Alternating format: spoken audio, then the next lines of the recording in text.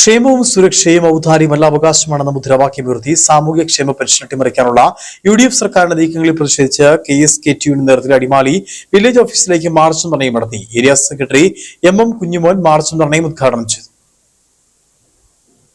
ക്ഷേമവും സുരക്ഷയും ഔദാര്യമല്ല അവകാശമാണ് എന്ന മുദ്രാവാക്യമുയർത്തി സാമൂഹ്യ ക്ഷേമ പെൻഷൻ അട്ടിമറിക്കാനുള്ള UDF സർക്കാരിന്റെ നീക്കത്തിനെതിരെ മാർച്ചും ധർണയും നടത്തി. KSKTUവിന്റെ നേതൃത്വത്തിലാണ് അടിമാലി വില്ലേജ് ഓഫീസിലേക്ക് മാർച്ചും ധർണയും നടത്തിയത്. പരിപാടി KSKTU area secretary MM Kunjumon ഉദ്ഘാടനം ചെയ്തു. കേരളത്തിന്റെ മുഖ്യമന്ത്രിയായതിനു ശേഷം ആ പെൻഷൻ 3000 രൂപയാക്കി വർദ്ധിപ്പിച്ചില്ലെന്ന് മാത്രമല്ല, ഇപ്പോഴത്തെ അവരുടെ ഒരു നിലപാട് സാമൂഹ്യക്ഷേമ പെൻഷൻ എന്നൊക്കെ പറഞ്ഞാൽ അത് സർക്കാർ ഉദ്യോഗസ്ഥരെ പോലുള്ളവർ പിരിയുമ്പോൾ ലഭിക്കുന്നത് പോലെ അവകാശമായിട്ടുള്ളതല്ല. ഇത് സർക്കാർ നൽകുന്ന ഒരു സഹായമാണ്, ഇതിന് ഔദാര്യമാണ്. അതുകൊണ്ട് സർക്കാരിന്റെ കയ്യിൽ പണം പോകുമ്പോൾ കൊടുത്താൽ മതി എന്ന സമീപനം അവർ തുടക്കത്തിൽ തന്നെ സ്വീകരിച്ചിട്ടുണ്ട്.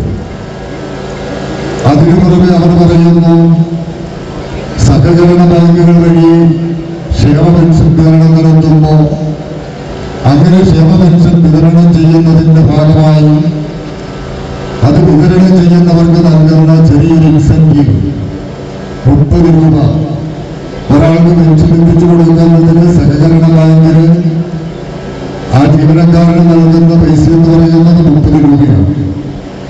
അതൊരു വലിയ സാമ്പത്തിക ബാധ്യതയാണ്. അതുകൊണ്ട് ആ നിലയിൽ ക്ഷേമ പെൻഷൻ തുടർന്ന് വിതരണം നടത്താൻ കഴിയില്ല.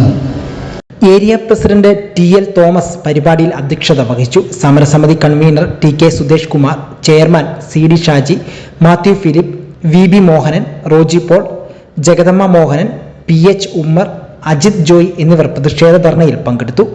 News bureau, Adimali.